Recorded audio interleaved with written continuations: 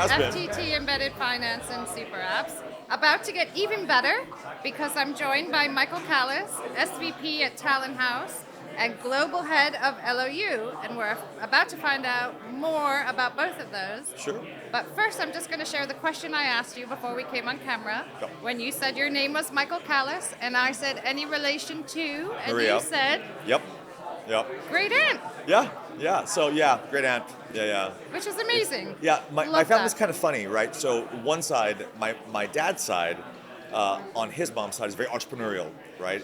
My great-grandfather started selling groceries during the last pandemic, delivering groceries last pandemic, had a balance sheet, started lending to people that were newly in the U.S., right, on the Mexico-Texas border. And then she goes off and marries a Callas, and there's an opera side to me as well, right? So I grew up sort of between both worlds, right? I like And, that. credit risk is Credit risk and opera. topic of dinner conversation. Yeah. Along with opera. Yeah, definitely I right. love it. I wish I could come to your house for dinner. Anytime. So can we start off? We've heard a little bit about you, but tell us a little bit more about you, your role, TalentHouse, and ElloU. Sure. So, started life as an opera singer, right? And my parents weren't too thrilled about that. They wanted me to go do something else. You know, I got into some of those IVs, kind of early admittance, and said, nope, I'm going to conservatory. And mom thought, 6 months, we'll cut him off, he'll be back.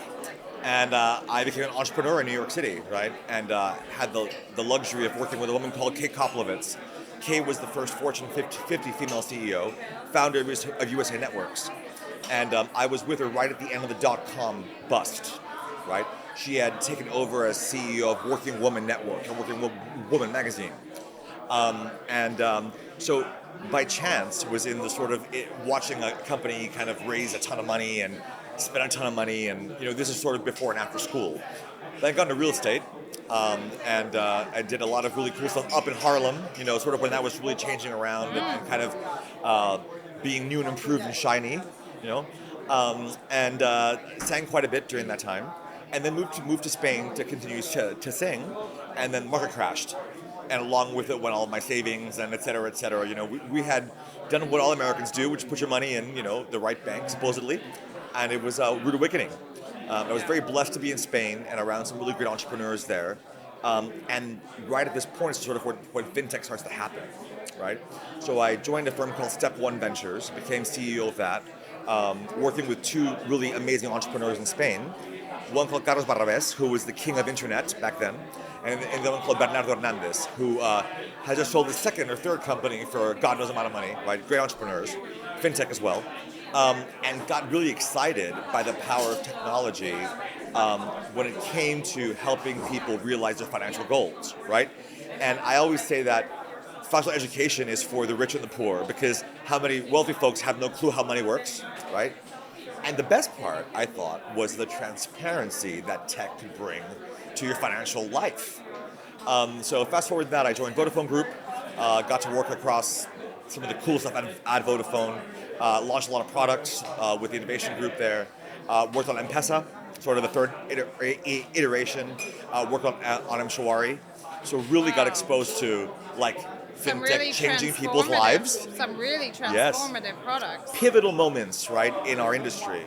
I then left Vodafone, started my own thing here, failed miserably, started working with a lot of digital banks, got really bitten by that bug. Joined EY for a while, had a complete blast there, working in Mexico again with Citibanamex and some other great clients. And then came to Slovakia with some friends of mine at Vacuum Labs, a dev shop focused on fintech, and built the first LGBTQ bank for the US called Daylight. Yes, I've interviewed the founder, Rob. Yeah, Brilliant. great guy. Yeah. So I predate Rob, right? And we did the first build of that, worked with Rails back in Europe, and really, I love fintech, right? So, but my first passion is really creativity, right? I luxuriate in, the jewelry you're wearing, and we live our lives in things that people create for us, right? The shoes you choose say more about you, than or the choices we make with the brands that we support, right? I was very lucky to have a call with a CEO of a major fashion brand last week, and I was fanboying not because the brand is fancy, but because of the artists that brand has employed. And if you tour the atelier, for example, of Dior in Paris, right? These people that are creating clothes there have dignified existences, right? So fast forward a bit, right? And while I thought the LGBTQ bit banking stuff was really interesting, that's tribalism. And community is all of us, right? You and I are creatives, right? These gentlemen here filming us are creatives, right? In fact, most of the people in this room create something, right? So I met Claire McKeeve, CEO at TalentHouse, our chairman, Roman Sharf, one of the founders, Maya Bogle, and of course Scott Lanfear, who's our Chief Corporate Development Officer. And the power of the community that they're nurturing and creating, the amazing brands that we get to work with, and the gift from the above to actually create an embedded finance proposition for 14.7 million creatives and counting was like Christmas over and over again. And I told Claire, I said I'm pretty good at getting a job, and I had no leverage. I want the job. Just where do I sign? Let's go, right? And it's been hardcore negotiating. Oh yeah, whatever. Like I lost. I I'm had yours. I think I asked for like 5% more. So it was lame. I hope Claire's not listening, but I'm terrible. Did a terrible job of negotiating, but it doesn't matter, right? We're building something that's going to be much bigger than we are. And I think embedded finance is at a spot now where we're beginning to be able to actually begin to deliver real value to people, right? And with that, there's the added pressure, right? So just because we had the privilege of being able to connect these great brands with these great creatives, but that means that my job, I have to deliver absolutely top-notch product and services to my community, right?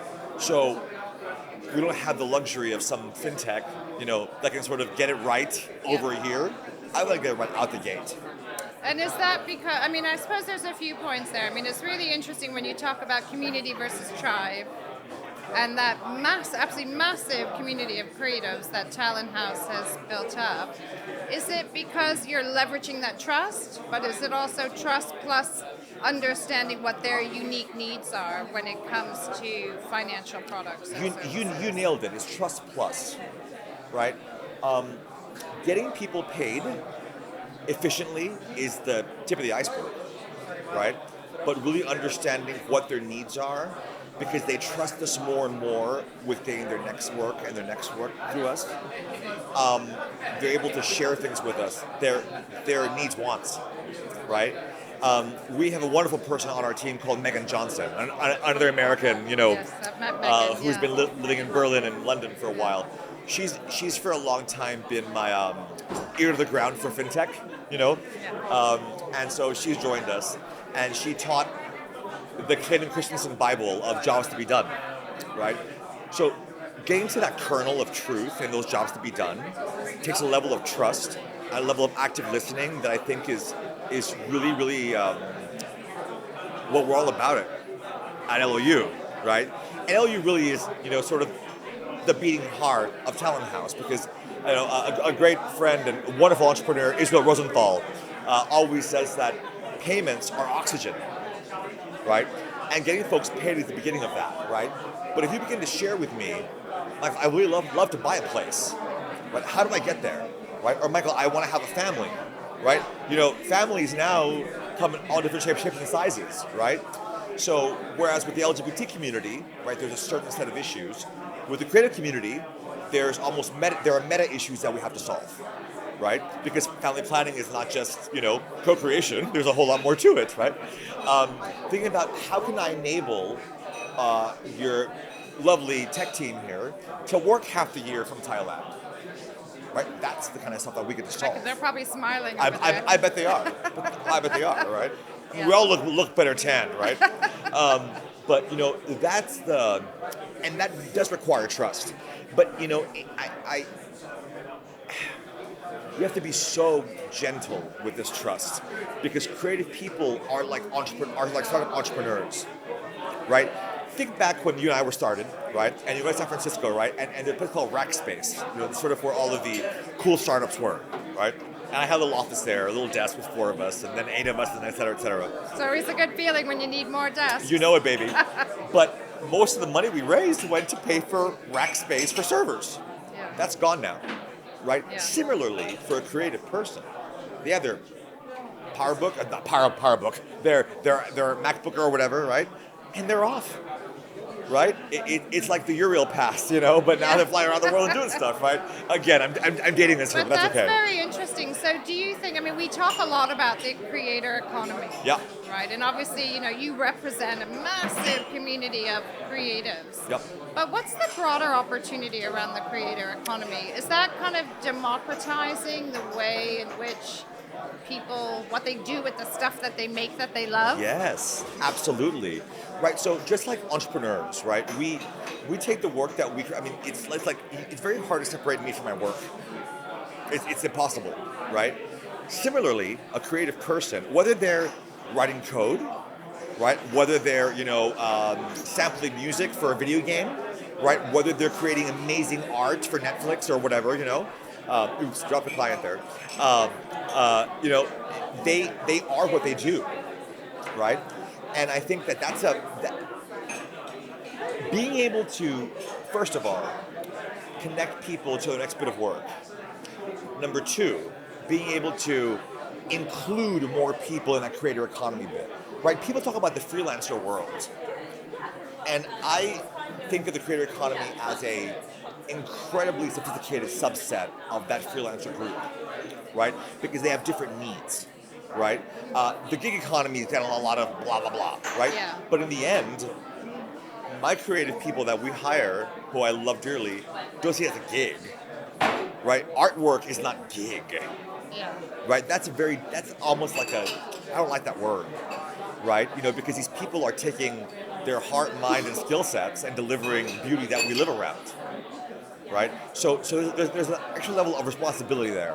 I think that's what I'm trying to get at, right? Yeah, no, I think the way you position it really captures the excitement because, without becoming too sappy, it's almost like liberating people's skills, talents to become the way that, or at least at the very least as a side hustle, perhaps as a full-time job, to really do what they love or what they feel passionate about. One thing that I love about our platform is that there are plenty of people who come to us that maybe don't have all the skills they need yet to thrive as an independent creative, but they want to get there, right? So our opportunity to help people hone their craft and transition out of a day job that might not be satisfying or as a supplement, right? As a little extra gig here and there. Sorry, little extra job here and there, right? Yeah. That's really cool.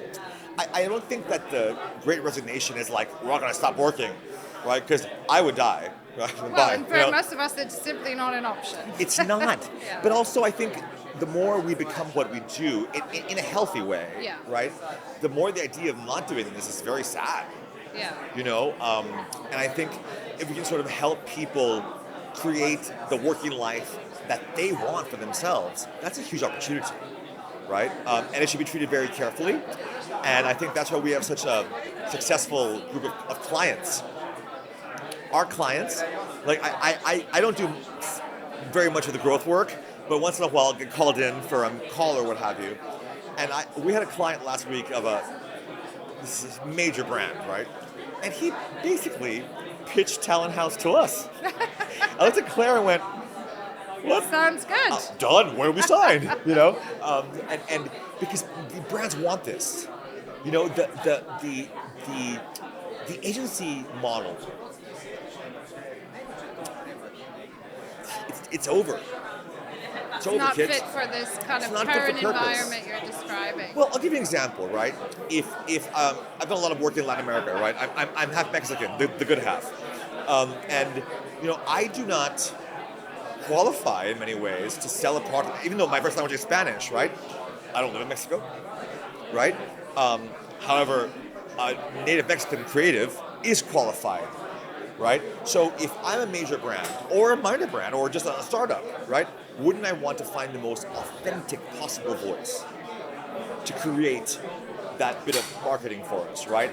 That brand ID, that campaign. And that authenticity, all of us are striving for. We all want to have real conversations and tell compelling, authentic stories. Yeah, absolutely. And I could go on like this for hours and have this conversation. We have a drink later. I'm going to pull it back to banking for a sec. Sure. Now, tell me, you've got this community. We talked a little bit about understanding their needs, having their trust. But at the end of the day, why are they going to get access their financial services through this community rather than just going to the bank?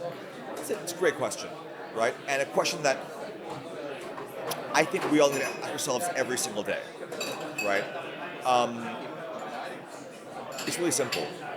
I understand you, right? I remember growing up in South Texas, right? And my grandmother had a banker that literally came to her memorial service, right? My grandmother was a school teacher, and her banker was part of the Brownsville Teachers Credit Union, right? And so therefore, Gloria Villegas was her name.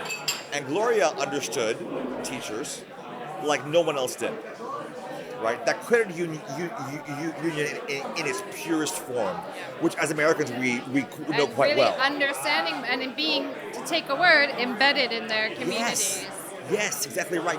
She knew what was happening with the school district. She knew what was happening with change. That was her job. So I see us as the sort of the newest iteration of the credit union approach. Now of course there are complexities. Like I've got to pay creatives in Brazil, in Thailand, right? More and more people in Malaysia, right? This is so exciting because we're paying, by the way, Western rates to people, in these beautiful places who have no need to come to New York or London to make it, right? And so that complexity, I think now can be met by the people in this room. Some of them. I'm going to end it there, but thank you so much for taking time. Enjoy the rest of the day at Embedded Finance, and we will definitely be having a drink later. Absolutely. And talking more. Adam, you want a drink? Thank you. All right, good. Thanks very much. Brilliant.